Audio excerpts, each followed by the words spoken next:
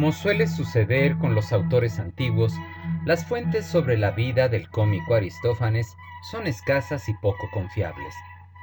El artículo de la Suda, dos vidas anónimas, la compilación que realizó Tomás Magister, la breve noticia contenida en el tratado sobre la comedia, el escolio a la apología de Platón, así como los escolios y didascalias de sus comedias que proceden regularmente de la filología alejandrina.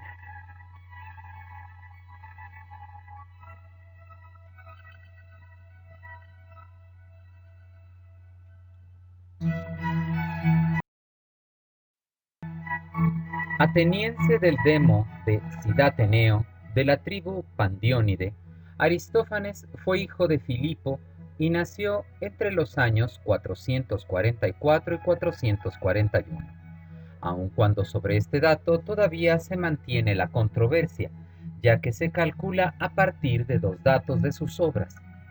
Su referencia a que hasta el 424 se atrevió a concursar con su nombre y a la cita ya señalada de Éupolis sobre la calvicie de nuestro autor. Consta por una inscripción que Aristófanes pertenecía al citado demo ático de Cidateneo, y ello se corrobora con la alusión directa a personajes importantes de esa zona, como los sacerdotes del piazo de Heracles, Simón y Anfíteo, que parecen tanto en los caballeros como en los arcanienses. Así también Cleón, miembro de dicho demo y con quien Aristófanes tendrá una abierta disputa, así como el hecho de que a Filónides, el primer piázota de Heracles, el poeta encomendará la representación de algunas de sus comedias como Las ranas. Ahora bien, corría la noticia de que el comediógrafo fuera natural de Egina, o lo fuera su padre, o que fuera cleruco, es decir, colonizador de la misma. Se podría explicar con una cleruquía otorgada a su padre luego de la toma de la isla en el 447 y el asentamiento ateniense en el 431. No obstante, ello no precisa que Aristófanes pasara su infancia allí, dado que en toda su ópera se reconoce el conocimiento minucioso de la vida ciudadana, con sus calles, sus sitios de relevancia y sus costumbres autóctonas. Por lo que se ha entendido una residencia continuada en Atenas que, por otra parte, no obliga a que no pasara ciertos momentos en la isla de Egina, como también parecen probarlo algunas alusiones nostálgicas a la vida campesina. Un cleruco no debía necesariamente asentarse en el territorio concedido, podía hacerlo trabajar por un tercero en concesión. En su juventud debió recibir la educación tradicional que pondrá en boca del argumento justo en las nubes.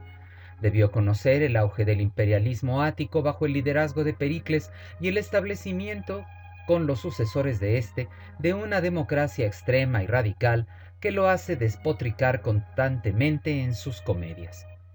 Debió padecer la crudeza de los años de guerra y contempló la derrota de su patria luego de Gospótamos, cuando se desmoronaron los ideales pericleanos, y que se refleja en su última pieza, Pluto. Es claramente falso el supuesto discipulado con Pródico, dados los claros ataques que le dirige, porque asistió, eso sí, al desarrollo de la retórica y la sofística, de las que no se vio libre de influencia, a pesar de que pugnaba con la educación que se le dio de niño. Su teatro está influenciado positivamente por Sófocles y negativamente por Eurípides, a quien veía con desagrado como propagador de ideas y estilos que le eran ajenos, por lo que se volvió su blanco constante de burlas y quejas, demostrando, como ya he dicho en otro momento, que al propio tiempo lo admiraba. De su carácter y estilo de vida es nuevamente muy poco lo que puede decirse. Quizá fue un amante de la vida regalada y placentera, como lo muestra Platón en el Simposio, cuando junto a Sócrates y Agatón son los únicos trasnochados luego del famoso banquete. Célebre es también su disputa con el demagogo y natural de su demo, Cleón, que se reconoce en las mordaces referencias a esta en los caballeros, los arcanienses y las avispas. Parece que todo inició con la representación de su pieza Los Babilonios del 426 a.C., que provocó al político a que lo inundara de injurias en el consejo por haber hablado mal de la ciudad y ultrajado a los magistrados en presencia de extranjeros. Aquí un fragmento de Aristófanes. Yo mismo sé lo que, por Cleón, padecí a causa de la comedia del año pasado, puesto que habiéndome arrastrado hacia el consejo, me difamó y la mentira me lengüeteó, y cual el río Ciclóboro me restregó hasta que por poco me mata enlodándome.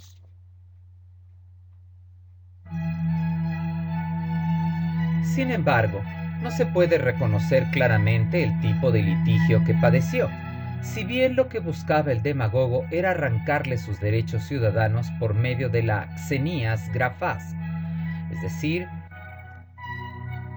una disminución de sus empresas ciudadanas. Los escolios hablan de un proceso por injusticia contra los ciudadanos y de extranjería, pero carecen de bases sólidas dentro de la jurisprudencia ateniense, por lo que seguirá especulándose al respecto.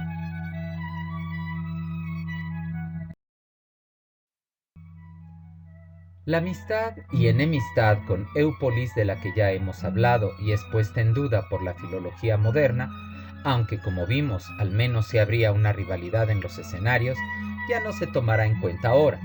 Tampoco sabemos gran cosa de sus amores, pues no consta el nombre de su mujer, aunque sí el de sus hijos, que reciben los de Filipo, Araro y Nicóstrato, al parecer todos comediógrafos. Del segundo incluso se presentaron dos comedias póstumas de su padre, Cócalo y Eolosicón. Filipo parece haber tenido un hijo, del que también parte una rama de la familia, pero es el tercero el que ha dado más conflicto en su identificación, pues parece igualmente enunciado como filetero o filotero. Dana Ferris Sutton propone que fueran 4 hijos, uno de ellos ilegítimo, ya que se tratara del mismo hombre, ya que, habiendo Aristófanes presentado una obra bajo el seudónimo de Nicóstrato, fuera un nombre familiar y se tratara de un pariente que no de su hijo. Más tarde también aparece un Filipo y un Nicóstrato relacionados con el arte, uno como actor y el otro como poeta cómico. Es posible que fueran descendientes del comediógrafo.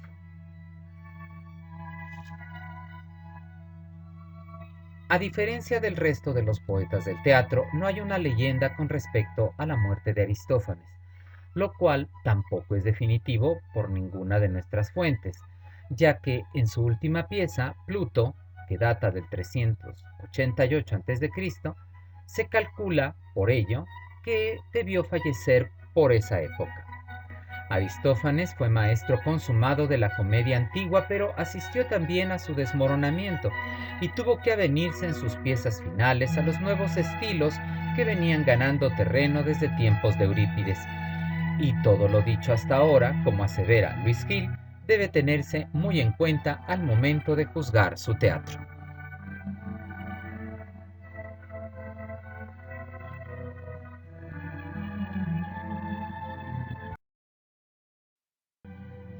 Debutó muy joven, a los 17 años, como Éupolis, pero lo hizo bajo el seudónimo de Calístrato y obtuvo su primera victoria en las Leneas bajo este nombre, también al representar los arcanienses. Para el 424 presentó con su nombre Los Caballeros.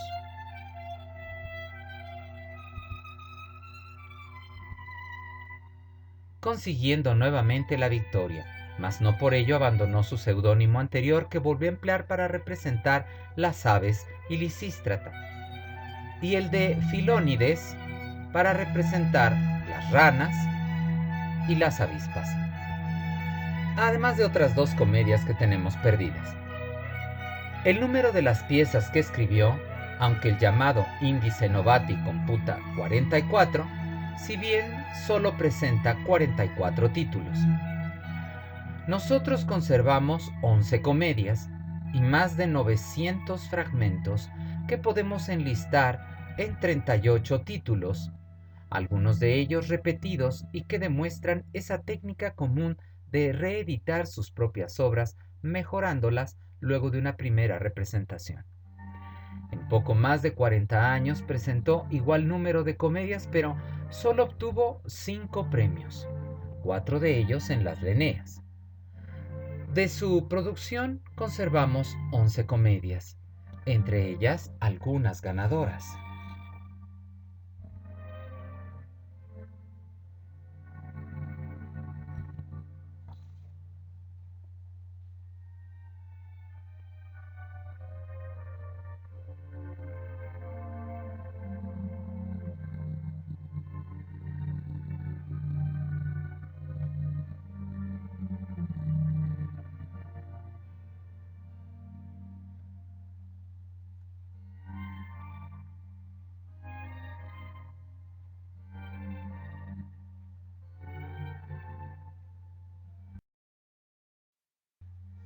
La producción general de Aristófanes podría agruparse según criterios temáticos en 7 grandes grupos que incluyen no solo su producción conservada, sino aquella fragmentaria y cuyos argumentos podemos descubrir por una serie de criterios formales y métricos que también auxilian en la datación de las piezas, a más de los múltiples escolios a sus obras y las alusiones que el propio autor hace en las comedias conservadas a piezas que para nosotros están perdidas. De tal suerte, los apartados serían piezas de crítica política como arcanienses, avispas, babilonios, caballeros, labriegos, vejez, naves de carga, paz 1 y paz 2. De crítica ideológica y social como aves, comensales, nubes, cigüeñas, freidores, trifalo. De crítica literaria, Geriántides, poesía, proagón y ranas. De crítica religiosa, Anfiaro, Anágiro, héroes, los telemenses. De tema mítico, Danaides, dramas o centauros, Lemnias, Polido, fenicias. De tema femenino, asambleístas, tesmoforiantes, lisístrata, mujeres acampando. Y de transición a la comedia media, Pluto o riqueza, Cócalo y Eolósicon.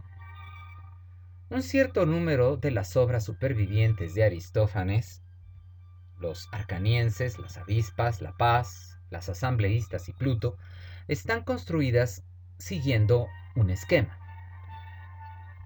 Al primero, un proyecto formulado por el protagonista para poner fin a un mal que aflige a la ciudad.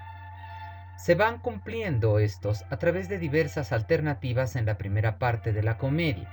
En la segunda parte, tras el intervalo de la parábasis, una serie de escenas episódicas presentan en forma realista las variadas consecuencias del nuevo cambio de situación y a menudo se cierra la comedia con un banquete, un cortejo, a veces nupcial, o una alegre francachela. El resto de las comedias conservadas, en cambio, presentan la acción y el proyecto y no tienen una conclusión sino hasta el final de la comedia, casi siempre mediante una más o menos larga disputa, aunque el final sigue siendo tan feliz como en las anteriores. Cerca de 2 centenares de manuscritos nos han transmitido las comedias de Aristófanes, mas solo el conocido como Manuscrito de Rávena del siglo XI y sus apógrafos contienen las 11 comedias en un orden que con seguridad es de carácter escolar y que corroboran que ya eran las comedias más leídas desde los tiempos inmediatos a Aristófanes. Muchos de los fragmentos conservados provienen de papiros cuya identificación con algún título es sumamente dudosa, aunque se hacen esfuerzos de atribución por razones de contenido o estilo. La reedición de las obras, que como vimos es usual en Aristófanes, muy probablemente nos habla de un público lector a quien irían dirigidas las nuevas versiones, pero no puede desestimarse la posibilidad de una nueva presentación, quizá incluso fuera de la ciudad de Atenas.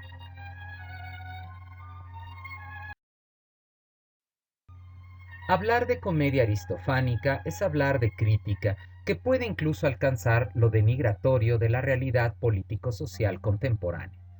No duda en señalar sus defectos y miserias y exponerlos a la opinión pública con gran desenfado, como nunca antes y muy pocas veces después se lograría en la escena. Al respecto señala Gilbert Norwood: comedia es el tipo de drama que emplea una acción bastante cercana a la vida real y una expresión ligera, agradable, a menudo ridícula. Aliada de la comedia y frecuentemente confundida con ella es la farsa, que puede definirse como una comedia exagerada. Su problema es inverosímil y absurdo, su acción ridícula y unilateral, su forma de ser ridícula por completo. Algunas de las obras de Aristófanes, las mejores, incluidas bajo el título convencional de comedia griega, deberían llamarse estrictamente farsas. Pero, como apunta Luis Hill, lo cierto es que muchas de las obras de Aristófanes no son simplemente piezas desarregladas, grotescas y pensadas solo en hacer reír, puesto que trasciende con regularidad tales convencionalismos. Las obras de Aristófanes son tan extensas como una tragedia y empleando la risa pretende algo muy parecido a aquellas: dar a notar un mensaje de gran seriedad. Junto a lo que podríamos señalar como grotesco o chabacano, presenta un lirismo característico, y junto a lo desarregladas que pueden parecer, tienen una estructura formal harto complicada. Quizá por ello debemos clasificar a la comedia antigua que Aristófanes nos presenta como el resultado de una fusión de distintos componentes como lo son el culto divino, la ópera cómica, el juego escénico y la sátira político-social. A pesar de que el teatro antiguo en general no es precisamente realista, la comedia, por combinar el presente, el lugar real de la ciudad, por sus personajes extraídos de los habitantes de la misma y el índole de las situaciones, circunstancias y acontecimientos, se yergue como más propia de representar lo real de lo que puede decir su hermana mayor, aunque sea más seria en el tratamiento. Diríamos que la comedia antigua combina lo real con lo fantástico, por lo que, en expresión de Karl Reinhardt, se denominaría un mundo sobrereal.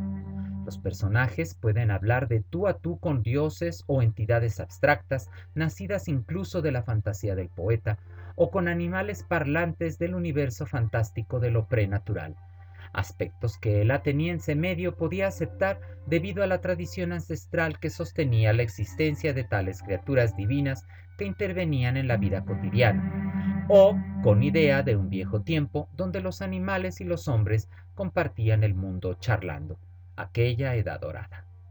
Cabría entonces señalar como la primera característica de la comedia aristofánica algo que podríamos denominar como un realismo mágico, para emplear un término hispanoamericano. La segunda característica reconocible en la comedia es la plena invención de la trama. A diferencia del tragediógrafo, un Aristófanes debía crear la trama y sus personajes desde sus antecedentes hasta su desarrollo y desenlace, por lo que no contaba con la ventaja del trágico de que el público ya supiera parte de la trama, y ello le permitía economizar en recursos y concentrarse en el tema dándole un sentido convincente y verosímil. De aquí que los personajes no tengan la profundidad psicológica de los trágicos o la trama pierda lógica fácilmente. La tercera característica sería precisamente la peripecia, que no debe ahora presentarse en un sentido optimista, aunque incurre en la contradicción con el planteamiento inicial o echar mano de soluciones inverosímiles. La intención de un poeta cómico era la modesta crítica de la actualidad de una forma intuitiva y muy inmediata, contraponiendo la realidad con alguna utopía disparatada que lograra destacar los defectos y contradicciones de la realidad, demostrando con esto que las desigualdades y problemas sociales no eran cosas naturales, sino el producto de la acción humana, y así puedan corregirse con voluntad.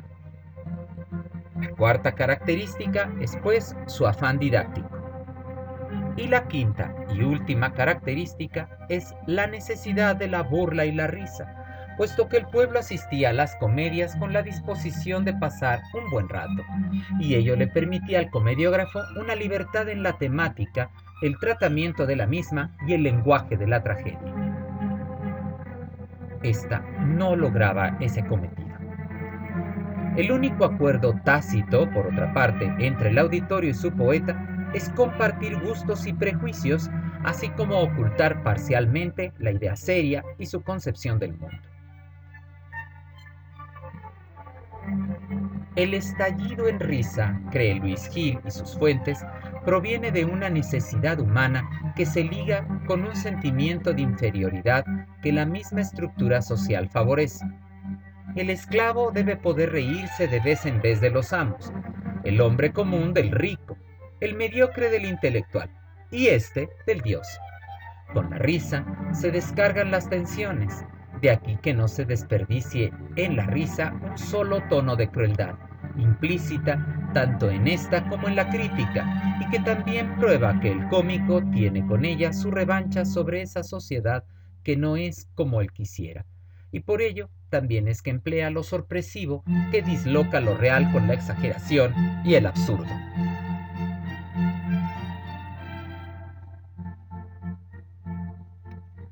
Hay que subrayar que Aristófanes no es un pensador político, ni uno teórico de la educación, ni un filósofo moral. Es más, el hecho mismo de que cultive la comedia lo obliga a ocultar el trasfondo de seriedad que implican sus obras. Es por eso que resulta ambiguo y lleva a suponer que el autor no tenía convicciones firmes. Aristófanes se desplaza en un mundo irreal donde lo político y lo cotidiano, lo mítico y lo fantasioso se entremezclan. Es un mundo suprarreal y por tanto ninguno de los elementos anteriores se puede dar en su totalidad. No obstante, se reconoce que el más preclaro de ellos es su interés político, que logra que la trama no sea única, sino se va incrementando por las alusiones, las digresiones, episodios y caricaturas. La comicidad, más que en el tema, se halla en el tratamiento del mismo. Todo se confía a la expresión, por lo que, en frase de Luis Gil, existe un museo de recursos cómicos que van de las formas más crudas a las más refinadas. La risa tiene como única función el alivio de las tensiones, de allí que no parezca poseer una finalidad biológica. Ahora bien, hay varias clases de risa y sus funciones liberadoras se hallan en relación con ámbitos sociales y psicológicos.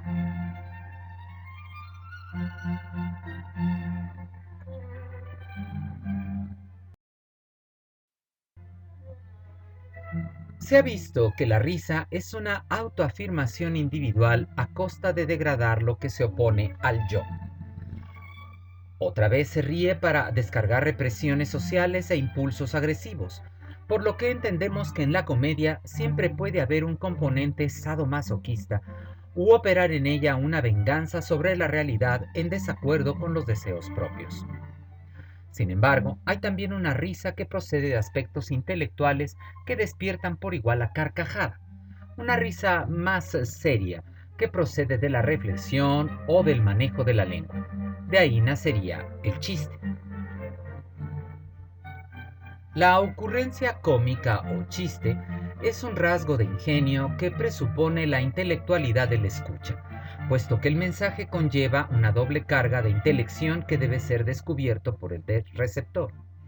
De aquí que tanto el emisor como este receptor deben encontrarse en el mismo plano de referencia para que se efectúe de inmediato, siendo la señal clara de la comprensión del mensaje la explosión en risa, donde se desencadena la tensión producida con la expectación del mensaje cómico. Por ello es que la risa es un fenómeno social de carácter expansivo y contagioso. La buena risa siempre es en grupo. Por otra parte, de aquí también que no todos los pueblos rían de lo mismo, ni que todas las épocas se diviertan con lo mismo. Entre el creador humorístico y su público debe existir una conciencia de fondo en aspiraciones, valoraciones y prejuicios.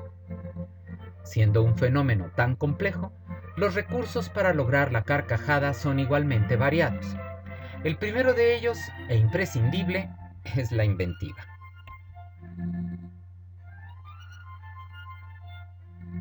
en la cual Aristófanes es el maestro consumado de la antigüedad, pues lo típicamente suyo es la fantasía desbordada que lleva al espectador de sorpresa en sorpresa. Contrapuesto a este principio es el énfasis a los impulsos sádicos, la denominada risa de exclusión por Duprel, y que tiene sus más antiguos testimonios griegos en Homero y la risa de los dioses ante la cojera de Hefesto, las burlas a un Ares y a una Afrodita en embarazoso abrazo, y entre los héroes con un aporreado Tersites. Dicha hilaridad de énfasis se reconoce también en las alusiones sexuales o escatológicas que se presentan en la repetición de frases o situaciones. Sobre la base de "le pasa a él que no a mí", Aristófanes no abusa de estos recursos, pero son frecuentes en su comedia. Así que veamos algunos ejemplos.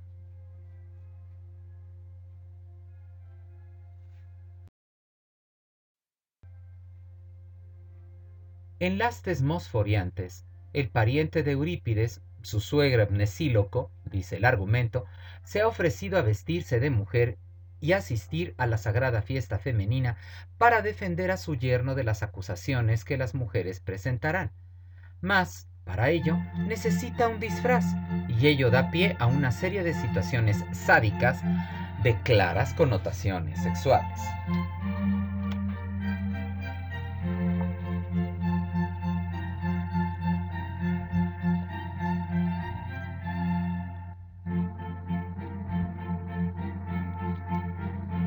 Vamos ahora mismo, luego que tú mismo te me entregas, quítate ese manto. Ya está en el suelo. Pero, ¿qué quieres hacerme? Rasurarte eso y de abajo depilarte. Hazlo si te parece. O no debiera haberme entregado entonces. Agatón, con seguridad tú siempre cargas una navaja. No sería útil ahora una. Tú mismo tómala de allí, del estuche de navajas. Eres generoso. Siéntate. Infla el cachete derecho. ¡Ay de mí! ¿Por qué estás gritando? Tensarte un palo si no te callas. ¡Ay! Mira ¿A dónde vas? Con las diosas venerables. Pues por Deméter no me quedaré aquí tajado. ¿Acaso no serás motivo de risa llevando a la mitad de la cara pelada? Me importa poco. Por los dioses, no me traiciones así, ven acá. Soy un desdichado. Estate quieto y levanta la cabeza. ¿A qué te revuelves? ¡Mu! ¡Mu! ¿Por qué muges? Todo ha terminado bien.